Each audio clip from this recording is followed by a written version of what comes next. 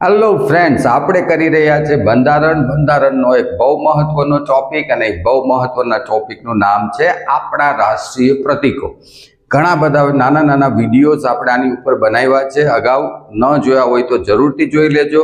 નાના વિડીયો એટલા માટે કે આજકાલ તમને મોટા વિડીયો જોવાની ધીરજ તો રહી નથી. તો 1 મિનિટ 2 મિનિટ 5 મિનિટની અંદર તમને કોઈ એક સારી ઇન્ફોર્મેશન મળી જાય જે તમને 2-3 માર્ક જરૂરથી અપાવી દે. તો ચલો આજે જોઈએ રાષ્ટ્રીય પ્રાણી વાઘ.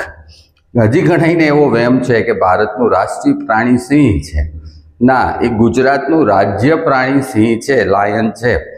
જ્યારે આપણું ભારતનું રાષ્ટ્રીય પ્રાણી તો વાઘ છે. તો વાઘ વિશે શું પૂછી શકે? એવું તો હવે પૂછશે નહીં કે ભારતનું રાષ્ટ્રીય પ્રાણી કયું બતાવો. એવું તો હવેની પરીક્ષાઓમાં આવશે નહીં. તમને પૂછશે કે વાઘનું વૈજ્ઞાનિક નામ શું છે. તો વાઘનું વૈજ્ઞાનિક નામ યાદ રાખવું પડશે તમારે. એ છે પેન્થેરા ટાઇગ્રિસ. પેન્થેરા ટાઇગ્રિસ 4-5 વખત 10 વખત બોલજો એટલે યાદ રહી જશે. પેન્થેરા ટાઇગ્રિસ આ પૂછાય એવું છે. સાથે બીજું પણ એક એનું નામ છે, એને કહે છે લિન્નાયસ. લિન્નાયસ. તો આ બે ઇન્ફોર્મેશન વાઘ વિશે. વાઘને હવે નેક્સ્ટ ટાઈમ તમે જોવો તો શું બોલશો? વાઘ નહીં બોલશો. શું બોલશો? પેન્થેરા ટાઇગ્રિસ અથવા તો લિન્નાયસ. આ બધી માહિતી આમ જ યાદ રહે. જે ગોખણપટ્ટીવાળી માહિતી છે એને રિપીટિશનથી જ યાદ રાખી શકાય.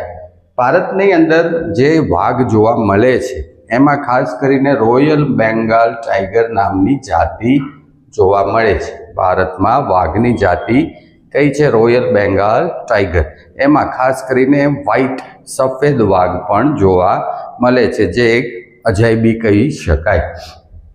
1973ની અંદર ભારતે એક પ્રોજેક્ટ ટાઈગર નામનો પ્રોજેક્ટ શરૂ કર્યો. જ્યારે ખબર પડી કે વાઘની સંખ્યા છે એ ખૂબ જ ઓછી થવા માંડી છે, ત્યારે ઇન્ડિયન સરકાર દ્વારા પ્રોજેક્ટ ટાઈગર શરૂ કરવામાં આવેલો. આની વર્ષ ખાસ યાદ રાખજો, 1973ની અંદર. અને વાઘને સંરક્ષણ આપવા માટે અને વાઘની સંખ્યા વધારવા માટે ખૂબ જ સારું કામ થયું.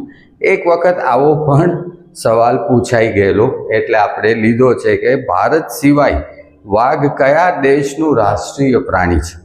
તો વાઘ ભારત સિવાય બાંગ્લાદેશનું પણ રાષ્ટ્રીય પ્રાણી છે. તો આ પણ એક નોંધ કરી લેજો ક્યાંક. ઓકે, તો વાઘ વિશે આટલી માહિતી એટલીસ્ટ તમને યાદ હોવી જોઈએ. એનું વૈજ્ઞાનિક નામ, પ્રોજેક્ટ ટાઈગર વિશે ખબર હોવી જોઈએ અને કયા અન્ય દેશ. હવે આવીએ રાષ્ટ્રીય પક્ષી ઉપર. તો રાષ્ટ્રીય પક્ષી તો મોર છે, સૌને ખબર છે. અને જેમ આને પેન્થેરા ટાઇગ્રિસ કહેવામાં આવે છે એમ મોરનું વૈજ્ઞાનિક નામ છે પાવો ક્રિસ્ટેસસ. પાવો ક્રિસ્ટેસ. બરોબર. નામ બોલવામાં વૈજ્ઞાનિક નામો બહુ અઘરા હોય બોલવામાં છે, એટલે 2-3 વખત આપણે એને રિપીટ કરવા જ પડે. સાથે સાથે ધાર્મિક દ્રષ્ટિએ મોરનું ખૂબ મહત્વ છે. તો આપણને એટલી ખબર છે કે મોર સરસ્વતી માતાનું તો વાહન છે, એ સૌને ખબર હોય. પણ આ બહુ ઓછાને ખબર હોય છે કે કાર્તિકેયનું વાહન પણ મોર છે. તો તમને ક્યારેક એવો પ્રશ્ન પૂછે કે ભગવાન કાર્તિકેયનું વાહન નીચેમાંથી કયું? અને એમાં મોર ઓપ્શન હોવાનો. અથવા તો એમ પણ પૂછે મોર નીચેમાંથી કયા ભગવાનનું વાહન છે? અને એમાં સરસ્વતી ઓપ્શન ના આપ્યો, ગણેશ, કાર્તિકેય, હનુમાન કે એવા 4 ઓપ્શન આપ્યા હોય. કાર્તિકેય ખબર ન હોય તો ગણેશના મોટા ભાઈ, મહાદેવના મોટા પુત્ર એ કાર્તિકેય.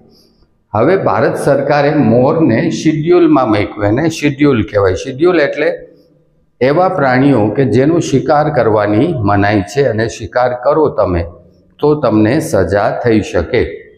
તો ભારત સરકારે જે વન્ય પ્રાણી સુરક્ષા અધિનિયમ 1972 છે એમાં મોરને મૂકેલું છે. એટલે મોરનો શિકાર કરી શકાય નહીં. અને છેલ્લે જેમ આ બાંગ્લાદેશનું રાષ્ટ્રીય પ્રાણી છે એમ મોર પણ મ્યાનમાર અથવા તો બર્માનું રાષ્ટ્રીય પક્ષી છે. તો મોર રાષ્ટ્રીય પક્ષી બીજા કયા દેશનું છે? તો કે મ્યાનમાર અથવા બર્માનું. તો આ થોડી માહિતી તમારી બુકમાં આજના દિવસે નોંધ કરી લેજો. રોજે થોડું આગળ વધતા જાઓ, જરૂરથી પહોંચી જશો. ગવર્મેન્ટ જોબ મેળવવી આયોજન સાથે રોજે નિયમિત કામ કરશો તો બહુ જ સહેલું છે. સમય હોય જરૂરથી આવો. ક્લાસ શરૂ જ છે, સૈનિક ક્લાસીસની અંદર જરૂરથી જોડાઓ. Thank you.